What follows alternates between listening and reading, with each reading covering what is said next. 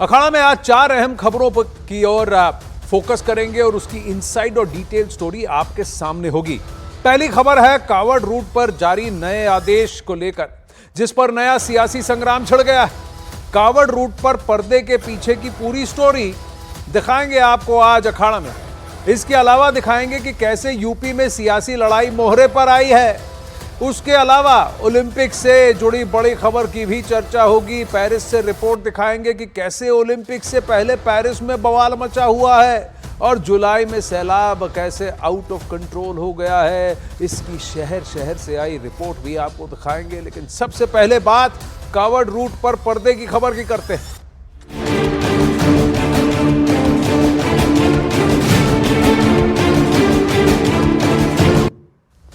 पहले name plate, अब मस्जिद मजार पर टेंट। अखाड़ा में शुरुआत उत्तराखंड की खबर से करेंगे, जहां हरिद्वार प्रशासन के एक आदेश के बाद सियासत पूरे उफान पर है। हरिद्वार प्रशासन ने कावड़ रूट पर मौजूद मस्जिद और मजार के एंट्रेंस को, यानी जहां से आप उस मस्जिद और मजार के अंदर जाते हैं, उसको सड़क के सामने तिरपाल से ढकने का फैसला किया है। आप तस्वीरों में देख सकते हैं कि क्या किया गया है कि सड़क मार्ग पर जहां से कावड़ यात्री जा रहे हैं, उनके सामने उसको टेंट से ढक दिया गया है। अब इस फैसले के बाद कांग्रेस बीजेपी पर हमलावर है। सरकारी आदेश के बाद हरिद्वार में कावड़ रूट पर बनी मस्जिदों और मजारों के सामने उसके एंट्रेंस को, उसके द्वार को तिरपाल से ढक दिया गया है या टेंट से ढक दिया गया है। अब सबसे पहले आपको ग्राउंड जीरो से न्यूज 18 इंडिया की एक एक्सक्लूसिव रिपोर्ट दिखाते हैं, जिसे देखकर आपको समझ आएगा कि कैसे यह सरकारी आदेश जमीन पर उतारा गया है और आदेश की तामील के बाद कावड़ रूट पर कैसा नजारा है। देखिए। कावड़ मेले के दौरान हरिद्वार जिला प्रशासन का एक कदम चर्चा का विषय बना हुआ है। जिला प्रशासन की ओर से कावड़ पटरी पर, कावड़ मार्ग पर पड़ने वाले ज्वालापुर क्षेत्र के मस्जिद और मज़ारों को ढक दिया गया है। मौके पर हम इस वक्त मौजूद हैं और यहाँ तस्वीरों में देखा जा सकता है कि किस तरह से यहाँ पर ज्वालापुर क्षेत्र में इस्लाम नगर ये एरिया है और यहाँ पर ये एक मस्जिद बना हुआ है। काफ़ी पुराना ये मस्जिद है और इस मस्जिद को सफ़ेद टेंट से ढक दिया गया है। इसके थोड़ी ही दूरी पर आगे चलकर ऊंचा पुल है। ऊंचा पुल पार करके जो एक मज़ार है, पुरानी मज़ार है, वो भी, उस मज़ार को भी इसी तरह से सफ़ेद टेंट से ढक दिया गया है।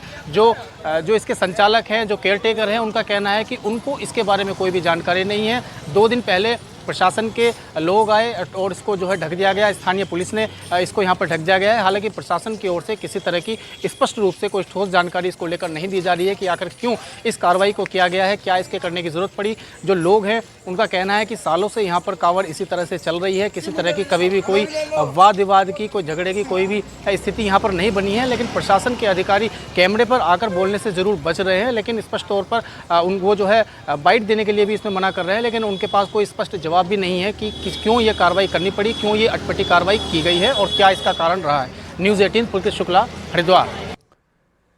तो आप तस्वीरों में साफ देख सकते हैं कि पूरे मस्जिद मजार को नहीं ढका गया है, उसके एंट्रेंस को, उसके द्वार के एरिया को और जो भी सड़क से लगकर है उसको तिरपाल से ढक दिया गया है। ये टेम्पररी है, कुछ दिनों तक के लिए है, जब तक कांवड़िया इस रास्ते से जा रहे हैं। पूरे हरिद्वार में ऐसा नहीं हुआ है। एक पर्टिकुलर इलाका है जहां से कांवड़िया यात्रा करते हैं, उस इलाके में आए मस्जिद मजारों को ढक दिया गया है। अब वही कांवड़िया यात्रा के रूट पर पर्दा लगाने के बाद सियासत भी तेज हो गई। उत्तराखंड सरकार के मंत्री सतपाल महाराज का इस पर क्या कहना है, आइए सबसे पहले आपको वो सुनाते हैं। कोई दिक्कत नहीं होनी चाहिए। आपको पता है कि जब कोई चीज़ होती है तो उसमें कुछ ओट लगा देते हैं, तो इस प्रकार से अगर किया गया है तो यही है कि कोई उत्तेजना ना हो, कोई भड़के नहीं और हमारा कावड़ यात्रा सुचारू रूप से चले, इसका ध्यान रखा गया। इस तरह का पहली बार हुआ है हरिद्वार जनपद में? पहली बार हुआ। आपको पता है जब कहीं कंस्ट्रक्शन होता है तो उसको भी ढक दिया जाता है, तो इस प्रकार से ये किया गया है। अब इसके देखेंगे क्या इसका फीडबैक मिलता है हम लोगों को, उसका अध्ययन करेंगे। इसके पीछे की मंशा क्या है, ये ऑर्डर किसके कहने पर पारित किया गया है और इस रूट पर ही है या और भी रूट्स पर है, इसकी तामील हो रही है, इसकी तफ्तीश हो रही है। वहीं कावड़ रूट पर पड़ने वाले मजार के केयरटेकर का हरिद्वार प्रशासन के फैसले पर क्या कहना है, आइए आपको दिखाते हैं। प्रशासन है लगा के चला गया, नाम से कुछ कहा, नाम है बताया। बाकी यहाँ तो पहले से ही बोला, दुनिया भर का आता था, आराम करता था, नहाता धोता था, चाय पानी पीता था, अपना चला जाता था आराम करके, कोई दिक्कत नहीं होती थी किसी को। तो ये काफी पुरानी है, बहुत टाइम से है। तो अब इस केयरटेकर का कहना है कि कांवड़िया भी जाते थे यहीं से, वहीं पर रुकते थे, थोड़ी देर थक हार कर सांस लेते थे, हाथ पैर धोते थे और फिर आगे निकल जाते थे। कभी कोई बवाल नहीं हुआ, किसी ने मुझसे पूछा भी नहीं, और उन्होंने वहां पर उस द्वार को, उस एंट्रेंस को ढक दिया है, तिरपाल से, टेंट से ढक दिया है। हरिद्वार प्रशासन के फैसले पर कांग्रेस नेता राजीव शुक्ला जमकर बरसे। उन्होंने कहा कि ऐसे फैसले से लोगों के बीच में झगड़ा बढ़ता है, बीजेपी उपचुनाव में फायदा लेने के लिए ऐसा काम कर रही है। ये सब जो करते हैं इससे खुराफात जो है, लोगों को लड़ाना, इस तरह के काम करना, सुप्रीम कोर्ट के फैसले के बाद जो है अब इनको चुप बैठना चाहिए था। वो बेवजह का काम कर रहे हैं, उसमें इस तरह की हरकतों से जो है लोगों में टकराव कराने की कोशिश, झगड़ा कराने की कोशिश, ताकि उपचुनाव में फायदा मिल सके। इसके अलावा इनका कोई एजेंडा नहीं है। वरिष्ठ कांग्रेस नेता किशोर उपाध्याय जी हमारे साथ जुड़ रहे हैं। किशोर जी नमस्ते, जय हिंद। मैं आनंद नरसिम्हन बोल रहा हूं। इस फैसले को लेकर आप क्या कहेंगे, आपकी प्रतिक्रिया क्या है? जो एंट्रेंस है उसको ढका गया है तिरपाल से, आप तस्वीरें भी देख रहे हैं। जी नमस्कार, मैं भारतीय जनता पार्टी का विधायक हूँ टिहरी से। जी नमस्ते जी। नमस्ते जी। नमस्ते नमस्ते नमस्ते जी। कांग्रेस में कभी था मैं जब अध्यक्ष था। हाँ, अब आप भारतीय जनता पार्टी में, पर इस फैसले को लेकर आप क्या कहेंगे? नहीं, बीच में देखिए बहुत से ऐसे पूर्व में इंसिडेंट्स हुए हैं।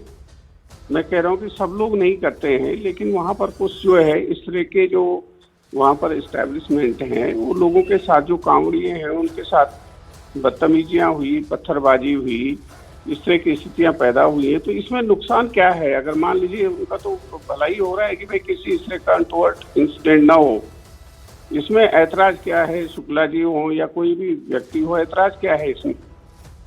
उनका ये नुकसान क्या, इस निर्णय से उनको नुकसान क्या हो रहा है? मैं अभी राजीव शुक्ल जी मेरे बहुत पुराने दोस्त हैं, 81 से जब वो रविवार में काम करते थे तब से मैं उनको जानता हूँ, उदयन शर्मा जी के साथ। वो ये बताएं कि इससे नुकसान क्या हो रहा है उनको, मस्जिद वालों को या दूसरे लोगों को क्या नुकसान हो रहा है? और अभी जो है जो उपचुनाव की बात है, मैं प्रश्न उल्टा पूछता हूँ। मैं आपसे पूछता हूँ कि इससे फायदा क्या हुआ? फायदा ये हो रहा है कि हमारे जो 10-15 दिन जो समय है 19 तारीख तक, वो हमारे यहाँ किसी तरह का जो है जो कानून और व्यवस्था की स्थिति खराब ना हो। हमारे यहाँ तो कोई अभी उपचुनाव हो नहीं रहा है, वो जब होगा तब देखा जाएगा। तो इस तरह से किसी भी इश्यू को बिना बात के, और इससे उन लोगों को क्या नुकसान हो रहा है? अगर मान लीजिए तो पर मैं आपके किशोर जी आपसे एक बात पूछता हूँ। चलिए, आपने ये कहा कि कंप्लेंट आई, पिछली बार कुछ ऐसे वाकयात हुए, लॉ एंड ऑर्डर का सिचुएशन हुआ। मैं आपकी बात मानता हूँ, चलिए ऐसा हुआ तो इसको प्रिकॉशन पे आपने किया है। तो फिर जब ईद आएगी या फिर मुहर्रम होगा तो क्या मंदिरों के सामने भी इस तरह से तिरपाल लगा दिए जाएंगे?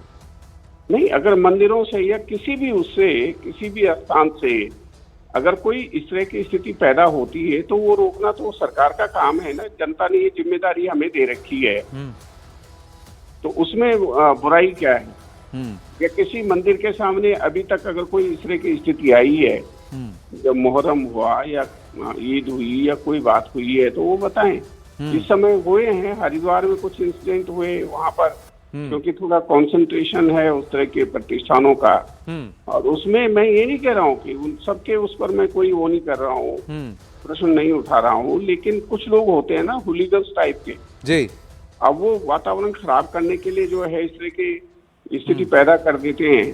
तो ये 10-5 दिन की बात है, जैसे कांवड़ मेला संपन्न होगा उसके बाद जो है वो सब हटा दिया जाएगा। उसमें क्या परेशानी, उनको ऐतराज क्या है? जी किशोर जी, आपने जो प्रश्न पूछा है उसका उत्तर मैं कहूंगा कि सूर्यकांत धस्माना जी कांग्रेस के हैं, हमारे साथ फोन पर है। नमस्ते सूर्यकांत जी। किशोर जी का कहना है, देखिए लॉ एंड ऑर्डर था का सिचुएशन पैदा हो सकता था 10-5 दिन के लिए, जब तक ये यात्रा वहां से गुजर रही है तब तक के लिए है, उसके अलावा कोई और मंशा नहीं है इस ऑर्डर को लेकर। आप क्या कहेंगे? देखिए, किशोर जी बहुत वरिष्ठ नेता हैं और हमारे कांग्रेस के भी नेता रहे हैं, बहुत महत्वपूर्ण पदों में रहे हैं, कांग्रेस के मिनिस्टर भी रहे हैं, कांग्रेस के प्रदेश अध्यक्ष भी रहे जी, और उनकी भी उम्र हो गई और हमारी भी उम्र हो गई जी, और वो भी इतने लंबे समय से, और हम भी अपने होश संभालने से लेके अब तक कांवड़ यात्रा देखते रहे हैं। कोई ऐसा इंसिडेंट तो बताएं कि हरिद्वार में इस प्रकार का कोई इंसिडेंट हुआ हो कि मस्जिदों से या मज़ारों से कोई इस प्रकार का ऑफेंसिव हुआ हो। ये केवल नफरत फैलाने का एजेंडा है।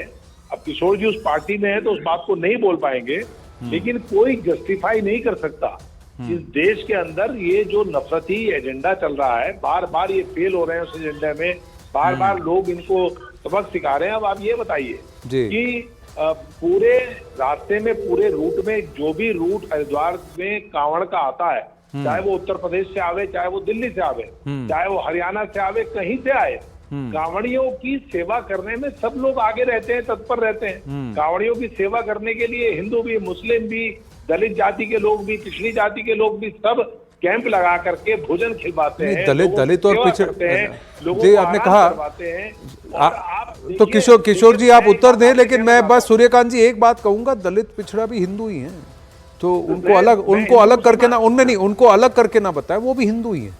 तो आपने कहा हिंदुओं की सेवा, कांवड़ियों की सेवा हर कोई करना चाहता है, इस बात का, इस भावना का मैं आदर करता हूं, लेकिन इनको अलग अलग करके ना बांटे। पर किशोर जी क्या कहना चाहते हैं, मैं किशोर जी की बात सुना। किशोर जी ये कह रहे हैं कि आप भी हरिद्वार के, आप भी वरिष्ठ हैं, वो भी वरिष्ठ हैं, वो कह रहे हैं इतने वर्षों में, इतने दशकों में आज तक कभी वहां कोई घटना नहीं घटी, तो फिर ये ऑर्डर क्यों किया गया?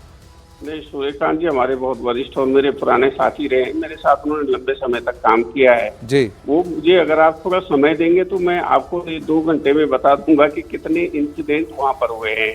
और यहाँ तो इनको पता है, वो सिया सुनी एक दूसरे को मार काट देते हैं अगर कोई इस तरह के कार्यक्रम होते हैं। तो मेरे ख्याल से उसको राजनीति का विषय न बना करके हमारे प्रदेश की कानून व्यवस्था ठीक रहे, अशांतिपूर्ण वातावरण न बने, उसका स्वागत करें, बिना बात के बहस का जो है मुद्दा ना बनाए, उसको मेरा निवेदन है उनसे। जी, आप दोनों का बहुत बहुत धन्यवाद। अगर इसी प्रेम से, प्यार से बात को सुलझाया जा सकता था तो क्या ऐसे ऑर्डर पारित करने की आवश्यकता है?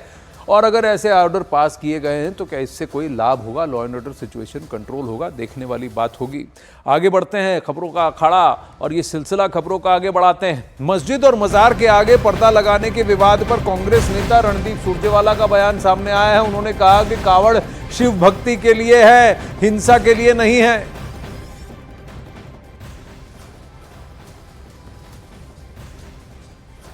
भारतीय जनता पार्टी में एक और आदमी है जो मोदी जी से बड़ा मोदी बनने की कोशिश कर रहा है, वो है धामी। चुनाव हार गया, विधानसभा जीत नहीं पाया, उसके बावजूद भी उसे मोदी जी के अहंकार के चलते मुख्यमंत्री बना दिया गया। अब वो अहंकारी व्यक्ति उत्तराखंड जो देवभूमि है, उत्तराखंड जो भोलेनाथ की भूमि भी है, विष्णु जी की भूमि भी है, उत्तराखंड जो गंगा जमनी तहजीब का एक जीवंत सबूत है, उत्तराखंड जहां हरिद्वार के बगैर शायद ही किसी की गति हो सकती है, उस उत्तराखंड को भी हिंदू मुस्लिम के मजहबी टकराव के अंदर अगर कोई धकेलने की कोशिश कर रहा है तो वो उत्तराखंड के मुख्यमंत्री और वहां की सरकार है। अगर कोई व्यक्ति, अगर वहां के गवर्नर में जरा भी संविधान के प्रति आदर है तो आज ही उसे बर्खास्त कर देना चाहिए ऐसी सरकार को, क्योंकि वो सरकार जो संविधान को बुलडोजर से कुचल रही है, ऐसी सरकार को एक दिन भी सत्ता में बने रहने का अधिकार नहीं। कोई कावड़ सावन के महीने में लेकर आता है तो शिव जी की भक्ति के लिए लाता है, हिंसा के लिए नहीं लाता।